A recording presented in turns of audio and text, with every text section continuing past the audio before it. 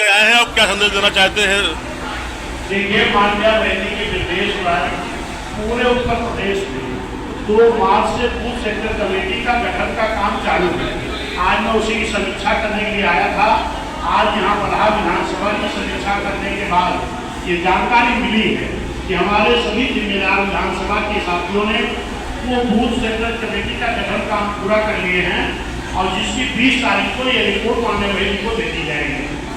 आगामी विधानसभा चुनाव के लिए क्या आपका दिशा निर्देश है? निश्चित है कि बहुजन समाज पार्टी बड़ी मजबूती के साथ आगामी जो 2027 का चुनाव होगा, 2027 के 2007 के तर्ज पर, क्योंकि 2007 में भी बहुजन समाज पार्टी का किसी से गठबंधन नहीं था। एक जनता का गठबंधन तैयार करके 2007 में बहुजन समाज पार्टी ने पूर्ण बहुमत की सरकार बनाई। फिर उसी तर्ज पर 2027 में भी हमारे बूथ सेक्टर के पदाधिकारी, हमारे जिले के पदाधिकारी, मंडल के पदाधिकारी और हमारे जिम्मेदार साथी जो बिना पद के बीच मूवमेंट में लगे, ये सभी लोग हर बूथ पर एक जनता का गठबंधन तैयार करेंगे, जिसमें खास तौर पर एससी समाज, एसटी समाज, ओबीसी समाज और मुस्लिम समाज और कुछ न्याय पसंद ब्राह्मण क्षत्रिय वैश्य समाज के लोगों को साथ में लेकर के एक जनता का गठबंधन तैयार करेंगे। इसी जनता के गठबंधन के बल पर आने वाली 27 में पूर्ण बहुमत की सरकार को पूर्ण बहुमत का मुख्यमंत्री बनाने का काम करेंगे। कांग्रेस पार्टी की तरफ से वोट चोरी का अभियान लगाया जा रहा है, इस विषय पर आपका क्या कहना? देखिए, आपको हो सकता मालूम ना हो, 2017 में माननीय बहन जी के निर्देश पर पूरे उत्तर प्रदेश में, पूरे देश में ईवीएम के खिलाफ जिला मुख्यालय पर धरना किया गया था। उस वक्त यही कांग्रेसी समाजवादी के लोग हम लोगों का मजाक बना रहे थे, हम लोगों के साथ नहीं खड़े हुए।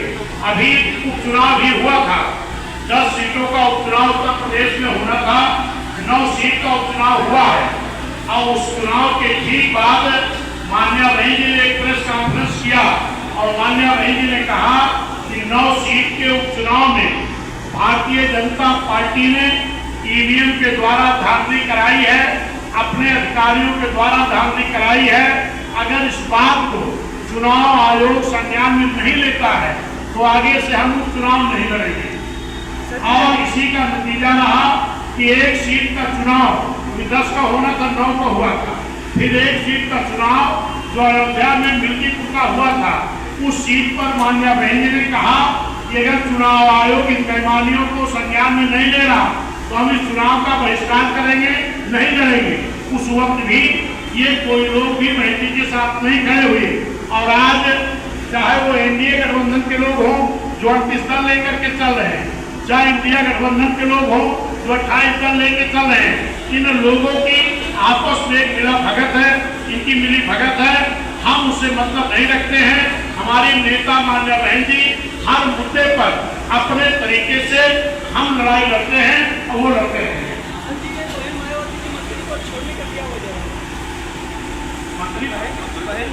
मायावती जब मंत्री पद छोड़ने का क्या वजह रहा?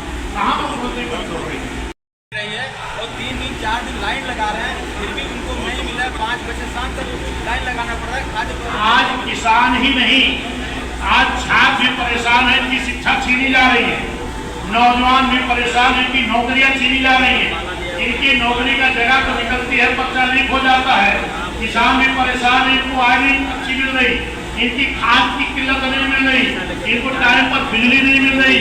यही तो कारण है कि आने वाले चुनाव में चाहे यहाँ का किसान हो, चाहे नौजवान हो, चाहे छात्र हो, चाहे किसान हो, सब समाज के, चाहे व्यापारी हो, ये सारे लोग मिल करके आने वाले समय में बहुजन समाज पार्टी की सरकार बनाने का काम करेंगे। इसी कड़ी में आज भारतीय जनता पार्टी को छोड़ करके माननीय विकास वर्मा जी, जो हमारे एक जिला पंचायत सदस्य राजेंद्र वर्मा जी के बेटे हैं, और इधर पंकज वर्मा पूर्व प्रधान महामंत्री किसान डिग्री कॉलेज के हैं, अजय कुमार वर्मा जी हैं, सपा छोड़कर आए हैं।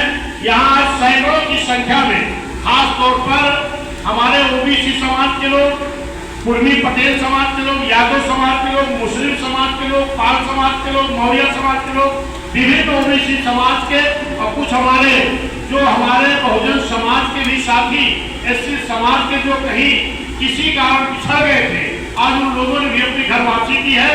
आज सैकड़ों की संख्या में समाजवादी भाजपा छोड़ करके जिन लोगों ने बहुजन समाज पार्टी की सदस्यता ग्रहण किए हैं, उनका भी हम बहुत बहुत स्वागत करते हैं, अभिनंदन करते हैं। और उनका बहुजन समाज पार्टी में पूरा मान सम्मान का ख्याल रखा जाए।